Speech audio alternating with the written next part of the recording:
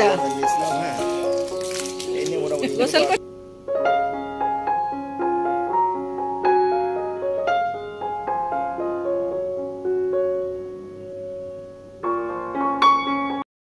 বিসমিল্লাহির রহমানির রহিম। আসসালামু আলাইকুম আমার প্রাণপ্রিয় আপুরা, সবাই কেমন আছো?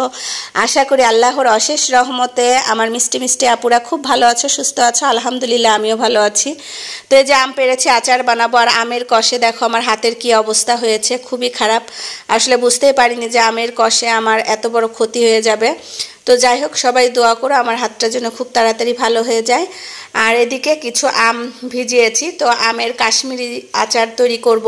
তো চিন্তা করলাম এই আচারটা আমার আপুদের সাথে একটু শেয়ার করি। আর আমার আপুদেরকে জানাই আমার পক্ষ থেকে অনেক অনেক ভালোবাসা, সুন্দর সুন্দর মিষ্টি মিষ্টি কমেন্টস করার জন্য, আমার পাশে থাকার জন্য, আমাকে এভাবে সাপোর্ট করার জন্য। আমিও আমার সকল আপুদের পাশে থাকবো, ইনশাল্লাহ সাপোর্ট করব। আর অবশ্যই আমার আপুরা একটা লাইক দিয়ে ভিডিওটি দেখা শুরু করবে। তো এই যে আমটা আমি রাতে কেটে রেখেছিলাম, এখন রোদে দেওয়ার জন্য ছাদে উঠে যাচ্ছি। আর দেখতেই পাচ্ছ আমার শ্রীঘরের অবস্থা খুবই খারাপ, প্রচুর ধুলাবালি জমেছে। যেহেতু বেশি দিন থাকবো না, সেই জন্য আর পরিষ্কার করার কোনো চিন্তা ভাবনা করছি না। ইনশাল্লাহ যখন কুরবানিতে বাড়িতে আসব তখন সব পরিষ্কার পরিচ্ছন্ন করব। আর এদিকে এই তো আমার ছাদের অবস্থা, ঝড় বৃষ্টি হয়েছে, অবস্থা খুবই খারাপ। তো বেশিক্ষণ ছাদে থাকতে পারছি না, প্রচুর রোদ। আর এই রোদে তো পা দেওয়াই যাচ্ছে না। তো আমগুলো আমি রোদে শুকাতে দিব, যেহেতু আমের কাশ্মীরি আচার তৈরি করব। তো সেজন্য আমটা একটু ভালোভাবে শুকিয়ে নিব। আর এই তো এই খড়িগুলো এলোমেলো হয়ে আছে, তো এগুলো দেখে আসলে এখন মনটা খুবই খারাপ লাগছে, মনে হচ্ছে এখনই পরিষ্কার করে নিই। তো চিন্তা করলাম যেহেতু চলে যাব, এখন আবার এগুলোতে হাত দিব, তারপরও যদি পারি এগুলো পরিষ্কার ক্লিন করে যাওয়ার চেষ্টা করব। এসে দেখবো আবার ধুলাবালি। আর এই খাটটা আমি ঢাকা থেকে এনে রেখেছি, এখনও খাটটা বিছানো হয়নি, এভাবেই পড়ে আছে।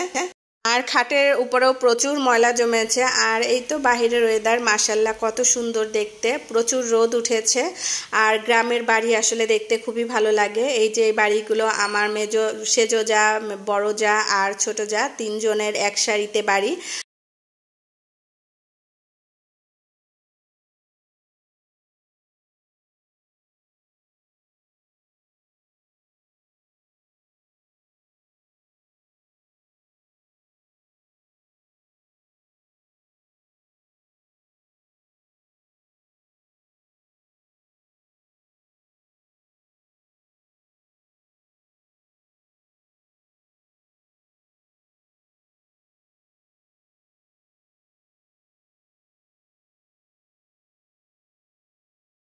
আর এই তো মেহমান এসেছিল আমার খালামণির কাপড়গুলো নেওয়ার জন্য, ওনারা কাপড় নিয়ে চলে যাচ্ছে। তো ওনাদেরকে একটু নাস্তা পানি দিয়েছিলাম, নাস্তা খেয়ে চলে যাচ্ছে। তো আপনাদের ভাইয়ারা বলছিল যে দুপুরে খাবার খাওয়ার জন্য, তো বলছে যে না, দুপুরে খাবার খাওয়ার আর সময় নেই, চলে যাচ্ছে। আর আমার ছেলের বন্ধু দুজন দুজনকে আসলে প্রচুর ভালোবাসে। আমার ছেলে যখন চলে যায় তখন ওর বন্ধু প্রচুর কান্নাকাটি করে, সেই জন্য এই স্মৃতি হিসাবে দুই বন্ধুর একটু ভিডিও করে নিলাম। আসলে দুজন দুজনের ভালোবাসা যেন এরকম সারা জীবন থাকে, সবাই দোয়া করবেন। আর এই তো আপনাদের ভাইয়া বিদায় দিচ্ছে। আমার ছোট খালামণির কাপড়গুলো খালামণির হোটেলের ম্যানেজাররা নিতে এসেছিল, ওনাদেরকে বিদায় দিচ্ছে। তো ওনারা সব কিছু বুঝে পেয়েছে। আর আমার ছেলে এই যে এখন গোসল করবে, তো বলছে যে কাকু ভিজিয়ে দিয়েছে। তো বলছে কাকু তোমার যদি ইচ্ছা না থাকতো তাহলে তো আর কাকু ভিজাতে পারতো না। তো ওনারাও একটু দুষ্টুমি করছিল আমার ছেলের সাথে, তো ভালোই লাগছিল আসলে। যে আসুক না কেন সবাই আমার ছেলের সাথে মিশে যায়, অ্যাডজাস্ট হয়ে যায়। আল্লাহ তাআলার কাছে দোয়া করি আল্লাহ আমাকে একটা ছেলে দিয়েছেন যেন ভালো একজন মনের মানুষ হয়, সবার সাথে মিশতে পারে, সেই দোয়াই করি। তো এদিকে দুই ভাই গোসল করছে, আমার বড় ভাসুরের ছেলে, তারও একটা ছেলে, আমারও একটা ছেলে। দুই ভাই একসাথে গোসল করছে কলের পানি দিয়ে, পাইপের পানি দিয়ে। তো সেজো কাকু মোটরসাইকেল পরিষ্কার করছে আর ওরা দুই ভাই গোসল করছে। তো এদিকে কাশ্মীরি আচার তৈরি করার জন্য আমি কিছু শুকনা মরিচ এভাবে কেটে নিয়েছি। আর যেহেতু কাশ্মীরি আচার হবে সেহেতু ঝালটা একটু কমই হবে, সেই জন্য মরিচের বিচি ফেলে দিয়ে তারপর আমি এভাবে কেটে নিয়েছি। বিচি থাকলে আচারটা আসলে ভালো হবে না, নষ্ট হয়ে যাওয়ার সম্ভাবনা আছে। আর এই তো আমগুলো কিন্তু ভালোভাবে শুকিয়ে গিয়েছে। তো এখন আমি চিনির শিরাটা তৈরি করে নিব।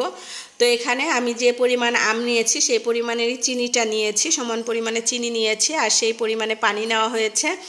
এখানে দিয়ে দিলাম সামান্য পরিমাণে লবণ, আর একটু কালারের জন্য দিয়ে দিলাম হলুদ, গরম মশলা, এলাচ, এগুলো দিয়ে এখন আমি চিনির শিরা তৈরি করে নিব। তো এই যে ভালোভাবে পানিটা নেড়ে নিচ্ছি। সুন্দর একটা শিরা হবে, যেহেতু কাশ্মীরি আচার তৈরি করব। তো আমি এই পানিতে যখন বলক উঠে এসেছে তখন আমগুলো একটু দিয়ে দিয়েছি, দিয়ে আবার একটু পরে উঠিয়ে নিব, যেহেতু আমটা একটু সিদ্ধর জন্য দিয়েছিলাম। তো মাশাআল্লাহ কত সুন্দর বলক উঠেছে। আর বলক ওঠার পরে যে আমগুলো আমি এখন ছেড়ে দিচ্ছি। আর যে সকল আপুরা কাশ্মীরি মিষ্টি আচার খেতে পছন্দ করেন তারা অবশ্যই এই রেসিপিটা একবার হলেও ট্রাই করে দেখবেন। আশা করি আপনাদের সকলের কাছে খুবই ভালো লাগবে। তো আমগুলো উঠিয়ে রেখে আমি এই যে এখন শিরাটা তৈরি করে নিয়েছি। আমার শিরা কিন্তু পারফেক্টভাবে কমপ্লিট হয়ে গিয়েছে। এখন এই আমগুলো এই শিরার ভিতরে দিয়ে দিব, দিয়ে কিছুক্ষণ নাড়াচাড়া করে তারপর নামিয়ে নিব। আর এই আচারটা কিন্তু বেশি মিষ্টি টক মিষ্টি মিশানোই, যেহেতু শিরাতে দিয়েছিলাম। আর এটা তো আমি পানি ফেলে দিইনি সিদ্ধ করে, যার জন্য এটা থেকে কিন্তু টকটা একেবারে চলে যায়নি। একটু টক মিষ্টি বেশি টক হবে না। তো খেতে দারুণ লাগছিল। আর এখানে আমি এই যে মরিচগুলো দিয়ে দিলাম, নামানোর আগে মরিচ দিয়ে দিলাম, আর একটু পাঁচফোড়ন গুঁড়ি দিব, দিয়ে তারপরে আমটা আমি নামিয়ে নিব। এই যে দেখেন কত সুন্দর একটা কালার এসেছে। আমি একটু হলুদ দেওয়ার জন্য কিন্তু খুব সুন্দর একটা কালার এসেছে, আর অনেক সুন্দর একটা স্মেল ছেড়েছে, খুব সুন্দর, ভালোই লাগছিল আসলে। আর এই তো আমার আমের কাশ্মীরি আচার তৈরি রেডি হয়ে গিয়েছে। কয়েকদিন রোদে শুকিয়ে নিয়ে তারপর বয়মে উঠিয়ে নিব। তো এই আর কি, আজকের মতো আমি আমার ভিডিওটি এখানে শেষ করছি। সবাই ভালো থাকবেন, সুস্থ থাকবেন, আর অবশ্যই বলবেন আমার এই কাশ্মীরি মিষ্টি আচারটা আপনাদের কাছে কেমন লেগেছে। আল্লাহ হাফেজ, আসসালামু আলাইকুম।